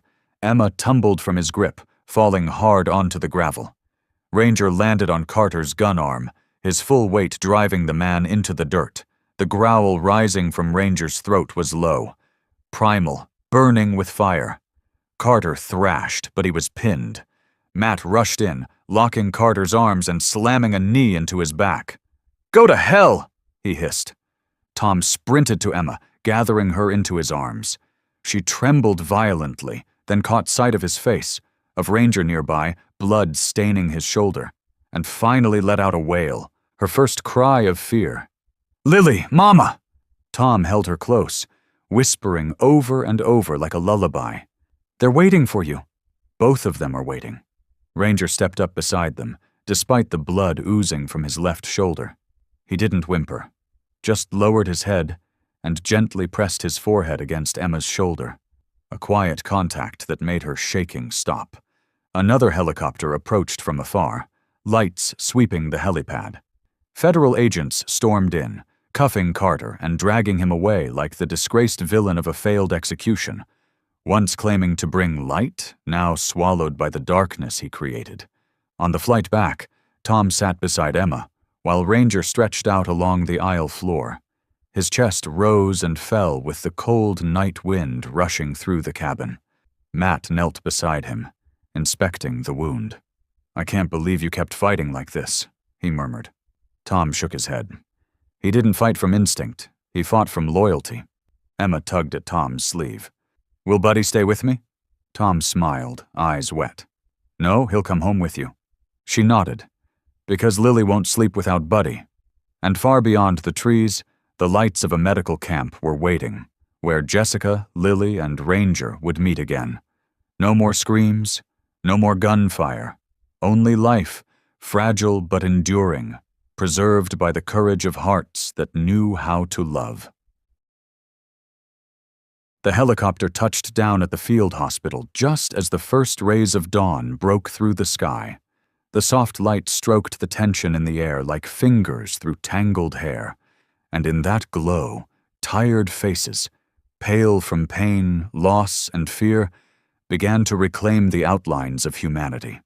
Tom carried Emma down first. She gripped his hand tightly, afraid that if she let go, it might all vanish like a dream. Ranger followed behind, limping, no longer swift, but with eyes still sharp. Every step he took was heavy with silence, as if his soul was scanning the world for every breath, every heartbeat. At the entrance of the largest tent, Jessica Miller stood waiting. Thin, pale, shoulder still bandaged, but her eyes were alive. Her arms opened as Emma broke free and sprinted toward her. "Mommy!" Jessica collapsed to her knees. They embraced, mother and daughter, choked by tears too deep for words. Matt and Tom turned away, giving them privacy, but Ranger didn't look away. He stood motionless where he'd stopped, as if counting joy from a respectful distance. And then, like another quiet miracle, Lily stepped out from behind the curtain. Still thin, her skin still pale from months without nourishment, but her eyes shone. She clutched her familiar scarf, the one symbol left of her belief in her sister's existence. Emma looked up. Their eyes met. No one told them what to say. No one nudged them forward. But in that moment, time paused. Emma stepped closer. Lily did too. And then, slowly, Lily knelt and wrapped her arms around Ranger. Not Tom, not Jessica, but Ranger, the one who never left her, who shielded her when no one else did, even when others doubted. She buried her face in his sweaty, dirt-caked fur, arms tight around his neck, as if afraid someone might take him away. And then, barely a whisper, like the softest ripple on a still lake, Lily breathed. Home. The entire tent went silent. Tom turned, unsure he heard right. Matt, prepping an IV for Jessica, froze mid-motion. Jessica stood stunned. Her lips trembled, her hands clenched, fighting back a wave of emotion that threatened to break her in half. "Lily," she whispered. The Ranger didn't move. He just closed his eyes, as if his entire journey had finally led him to this single point, where a child knew she was safe. Lily said nothing more. She just held him, face buried in the smells of smoke, blood, and earth. All of it. Ranger. Nothing else mattered. Emma sat down beside her sister. The two leaned against one another, heads resting on Ranger's broad back. The same dog they both understood, in the deepest part of their souls, had been the bridge between lives they thought were lost. Tom knelt beside them and gently placed a hand on Ranger's head. "Well done, buddy," he said, using Jessica's old name for him for the first time. "You can rest now." Ranger opened his eyes. A slow blink. He didn't leave. He just lay there, a pillar of quiet strength beneath three hearts, learning to beat in unison again. That afternoon, in the digital medical records, Dr. Kate Sullivan wrote a single note under Lily Miller's file. After over 3 months of mutism, the patient's first spoken word. Home. Not a name, not a cry, a concept, carrying safety, memory, and rebirth. Ranger lay on a padded cot beside the twin sisters. A patch of fur on his left shoulder had been shaved and stitched. Kate avoided tranquilizers. He refused to leave their side, even for a moment. And that night, for the first time since leaving the cult, the two sisters slept soundly, in their mother's arms, breathing side by side, warmed by the breath of the dog who had never given up. A dog not just named Ranger, a dog who had become home. The first morning in New Haven came with soft sunlight and a breeze that drifted through dry yellow grass outside the old wooden cabin, once an abandoned ranger station on the outskirts of Santa Fe. Now, the wooden sign hanging on the porch had been freshly painted, the handwritten letters carefully reading, "Ranger's Way, Sanctuary for Warriors and Children." Tom no longer wore the badge. He had removed it himself the afternoon after Carter's trial, after it was all over, and the two girls were safe in their mother's arms. Resigning didn't bring instant peace, but it gave him something deeper: the freedom to start over. Kate Sullivan left her small clinic in the town center, bringing all her medical equipment and records on animal trauma recovery. And Matt, rather than taking a long-awaited promotion at the state police, chose to return to his father, to unfinished promises, and to the old vow that he'd do something meaningful for those the world had once cast aside. And at the very heart of this new center, under the always ajar front door, was Ranger. He was old now. His eyes had grown cloudy, his hearing less sharp, but he still sat with the same proud posture, neck tall, back straight, as though age could never shake dignity.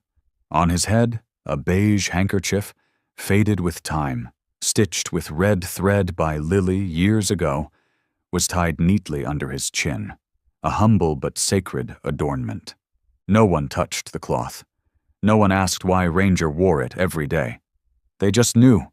Whenever a new child arrived, with bruises on their arms and silence in their eyes, Ranger was always the first to approach. No barking, no wagging. He'd just sit a few steps away, watching calmly. And most of the time, the child would be the one to move closer. One day, a 10-year-old boy asked Tom, "Whose dog is he?" Tom bent down, patted Ranger's head, and smiled. "He's nobody's. But if you need him, he'll be yours." Inside the house, every room bore a purpose: a small medical bay with Kate's desk, an art and music therapy room, and a fitness yard for both dogs and kids. At the center of the property stood a tall maple tree, where every afternoon Ranger would lie in the shade, watching. One day during therapy, Lily, now 8 years old, healthier but still sparing with words, sat down beside Ranger. She gently touched the cloth on his head, then took a colored pencil and wrote on a small scrap of paper, "If I could make you young again, I would. But you don't need to be young. You just need to stay with me forever." Jessica read it, speechless. She knew that no doctor, no book, no therapy could replace what Ranger meant to her daughter.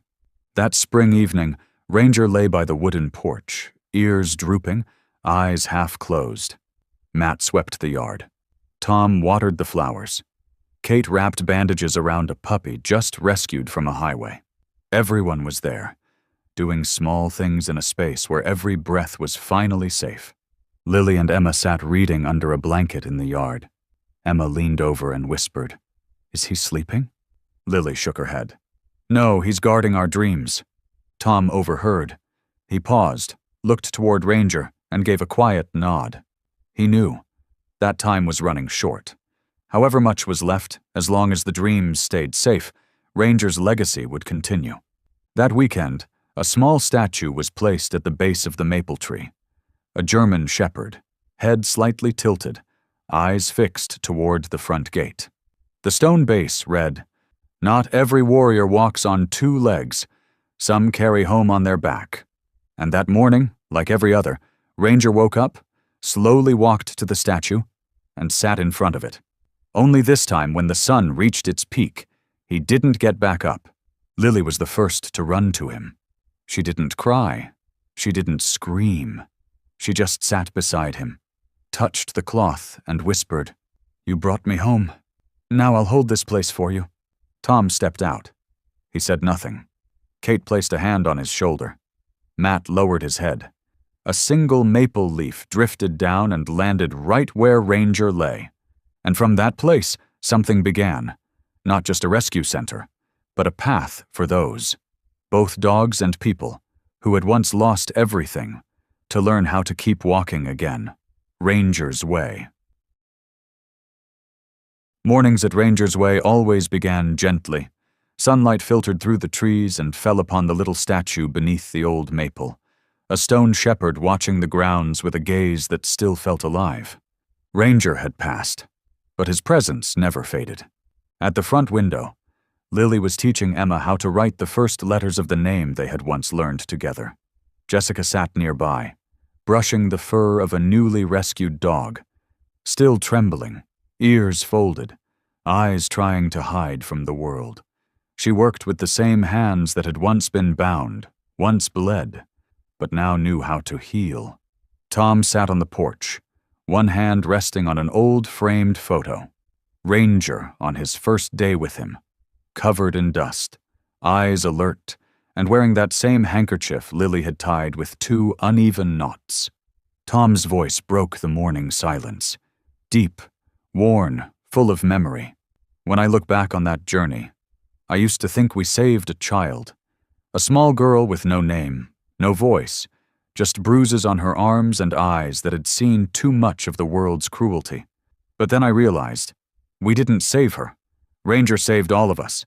He never spoke, but every step he took was a message, a reminder that when the world turns away, if even one soul stays, miracles can still happen. Ranger kneeling on the highway beside the girl. Ranger sniffing the cap inside the car. Ranger stepped back 3 paces, waiting for Tom's command. Ranger bleeding as Lily tied that first cloth around his leg. Ranger lying between the sisters in the hospital. Ranger didn't ask us to be good. He just needed to know, who needs me? And he'd go, quietly, steadily, because that was his nature. In this world, some souls can't speak. Not because they have nothing to say, but because when they did, no one listened. But if you stop, look closer, and touch that silence with an unguarded heart, you'll find they only ask for one thing: to simply be seen for who they are. At sunset, Lily sat beside Ranger's statue, her hand resting on the stone paw. A soft breeze stirred the handkerchief tied around the statue's head, replaced each year by Lily's own hands. On the back, she had embroidered a tiny phrase, "Thank you for bringing me home." Jessica came out with the girls. The 3 of them sat down, leaning into each other. No words were needed. If one day you see a soul, muddy, quiet, trembling, trying to step toward you, please don't turn away. You may think you're saving them, but there will come a moment when you realize they were the ones who saved your heart. And if you've ever had a 4-legged friend step into your life without words or promises, simply staying by your side, then you understand. Ranger wasn't just a dog. He was memory. He was the gatekeeper for children who had once gone silent. He was proof that loyalty, even from a voiceless soul, can echo for a lifetime. And what about you? On your journey, has a dog ever saved you in a way you never expected? Share your story in the comments below. If Ranger's journey touched something in you, leave a like. Share this video with someone who needs it, and subscribe for more stories about small things that change lives. Because sometimes, one quiet look is all it takes to keep someone from walking away from the light.